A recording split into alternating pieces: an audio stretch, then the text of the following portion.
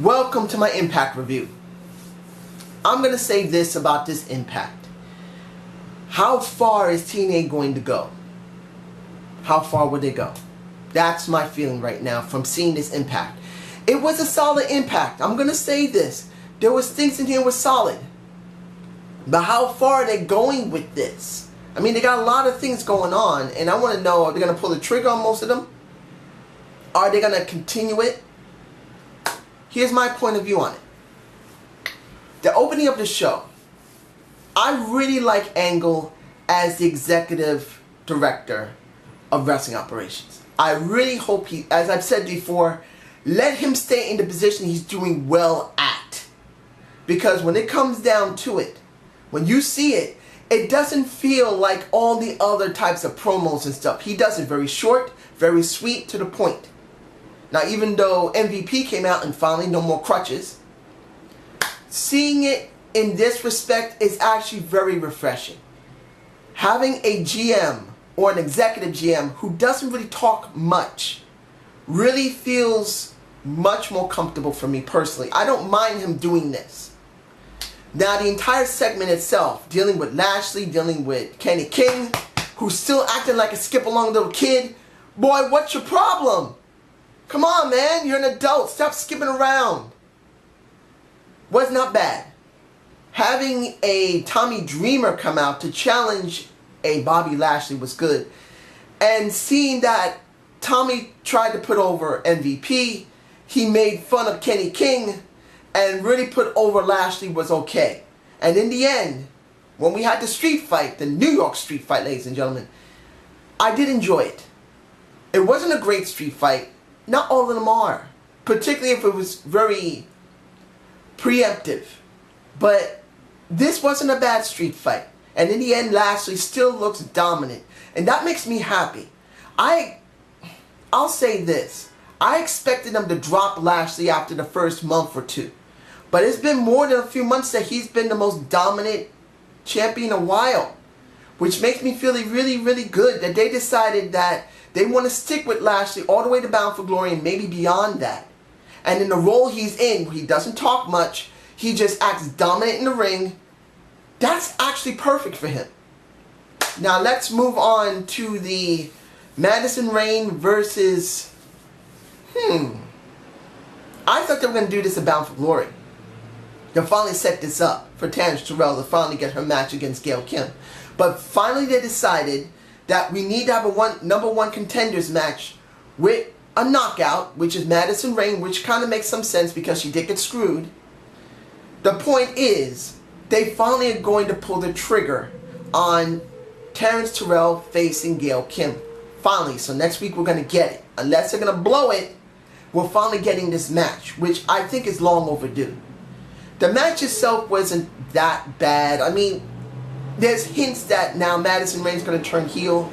And let's be honest, Madison Rayne is not a great heel. She's not a great face. She does a decently better face to a certain extent than heel. And I'm sure I'm going to have a little back and forth with people who are going to write below saying, actually, she's a better heel.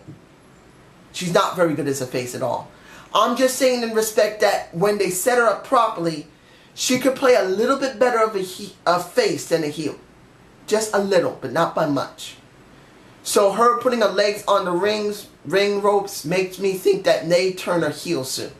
Which, I'm not really happy about it or sad about it. I'm just saying they're going to do it. So the next thing, that was very disappointing to me, but it was still a good match. The 6-man tag with the X Division. This feels so much like the cruiserweights for this WCW. I'm sorry. I don't know who's still signing off on this saying, let us keep throwing out matches from the X Division, but not giving any storyline, any real time. And if I remember correctly, it was about 7 minutes for this match with 6 guys, which felt a little short. I would have liked it to be longer. And in the end, Low Ki wins. But here's the problem. Low Ki is the most strongest person I see for myself that is the most interesting and could really give Joe something good. But they're not giving him a personality. They're just giving him matches. Unless next week they're actually going to do something with him dealing with Samoa Joe where he turns heel 100%, this is a waste of time for me. As much as I like seeing exhibition, I'm botching because I don't want to see this as cruiserweights. It's been done. I want to see a feud. I want to see these guys fight one another. I want this to be Samoa Joe versus Low Ki, where Low Ki turns heel and Samoa Joe is a face, and they're giving me something more than just a damn match. Well, since I am talking about exhibition, the Great Sonata versus Austin Aries. I'm going to say this. Seeing that they changed Sonata up a little bit, it's very good. Seeing that Storm is his manager is good. There's just a couple of things as a problem. The match wasn't that great at the end. It was sloppy. At least to me. You guys can tell me if I'm right or wrong about it, but I really felt that near the end it felt a little sloppy because Sonata, he's not used to the six-sided ring 100%. And on top of that, I think he wants to try and be something different than the Great Muta, even though Taz and Mike have compared him. And I think he's trying to feel his way around how to make himself different. But it looks sloppy while he's trying to figure that out. It would be good if he actually has some ring time beforehand and work that out. But if he still doesn't speak English very well, that's where one big problem is going to be for him. But it was good to see him dealing with Austin Aries, the guy who beat him twice. It was actually very good to see. And in the end, Austin Aries lost because he got the mist in the face. Storm helped him out.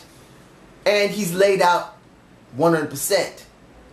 I'm very glad to see this. But a couple of things. One, if they can give him some more ring time and maybe get somebody, if he can't speak English very well, I think he can speak English to a point. Get some ring time when they're not on the road. Two, change his music. He needs to change. He needs the music changed by Bound for Glory. They need to change his music maybe next week. Please do this, TNA. That will give us something more with Sonata. You just supposedly gave us a storyline where Sonata's been submitted to a Storm. We need something different. So I'm hoping this will happen.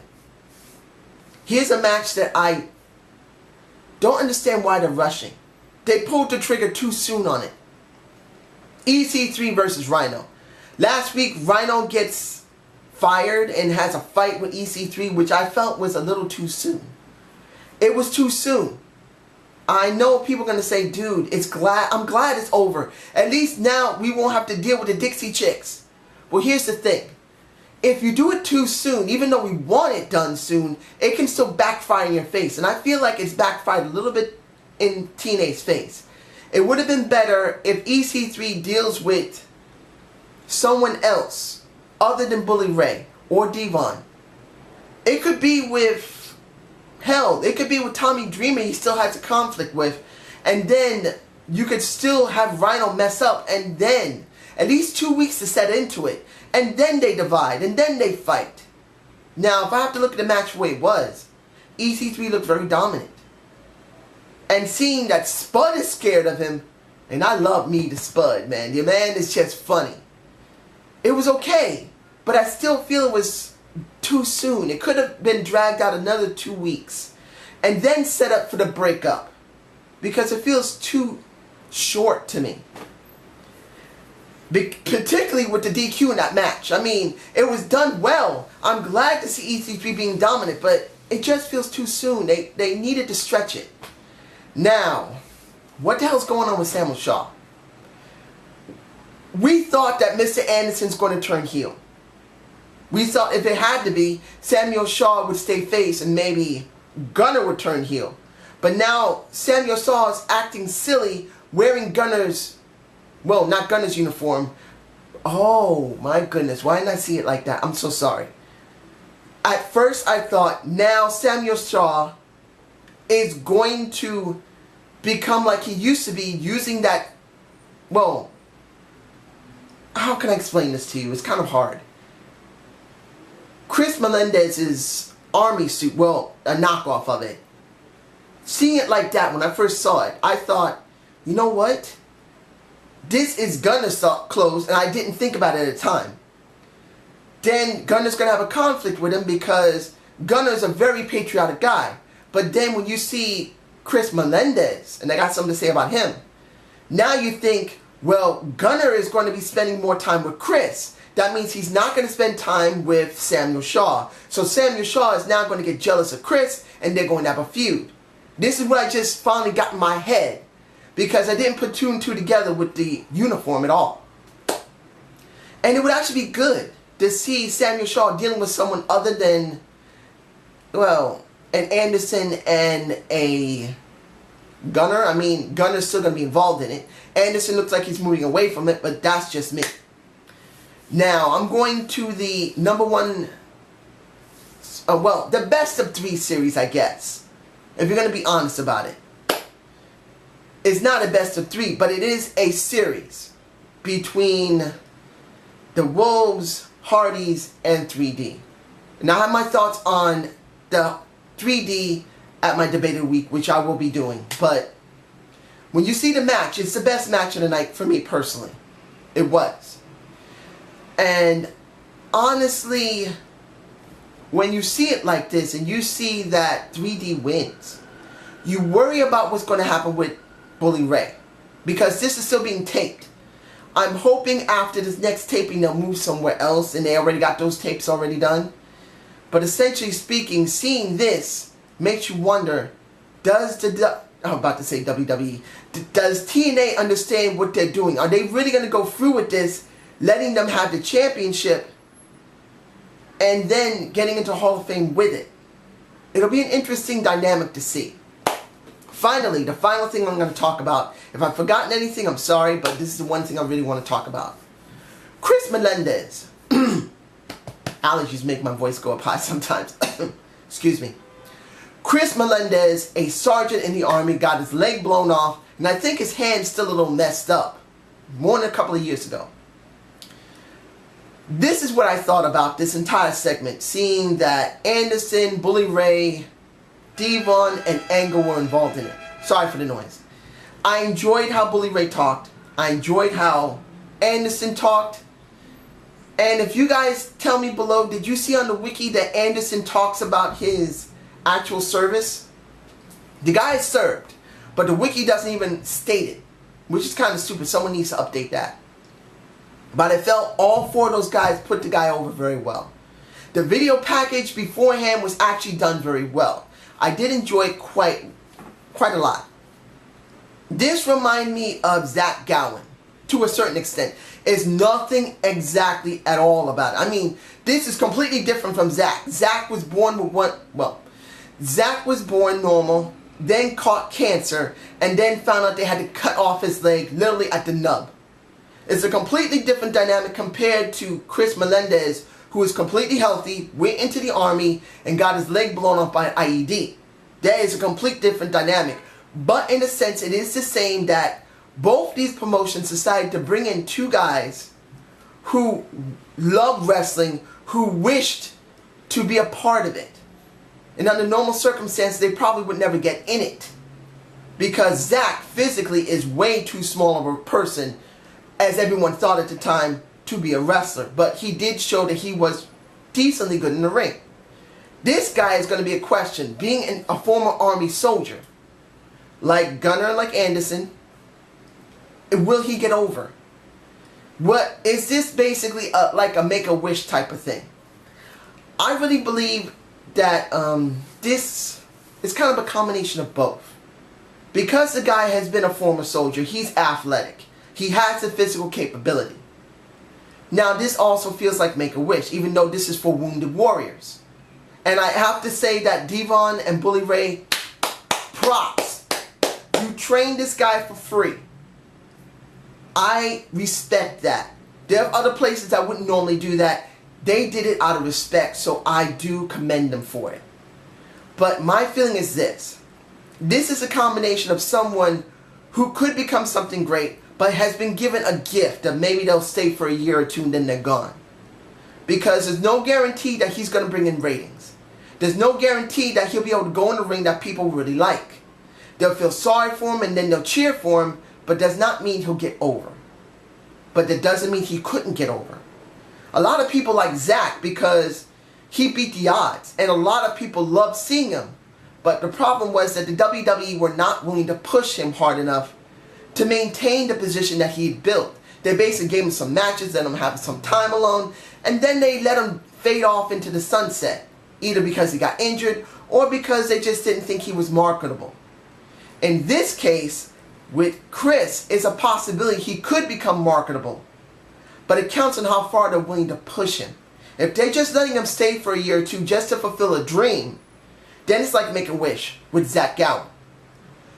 But if he can get over with the crowd, that they do allow him to have a storyline that works, and they allow him to have some TV time and let him perform in the ring in the hopes that he may actually get over, and if he does, he will be the first basically amputee that actually gets somewhere in professional wrestling. And I wish to see that, but it's hard to tell if it will work or not.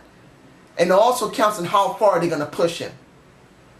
But you guys tell me if you actually like to see this guy actually get pushed to the moon or not.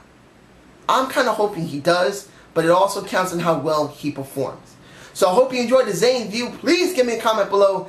Tell me if you did enjoy this Impact. It felt pretty solid, but it counts on how far they're going to pull the trigger on everything. How far they're willing to go with what they got right now in their product. Peace out!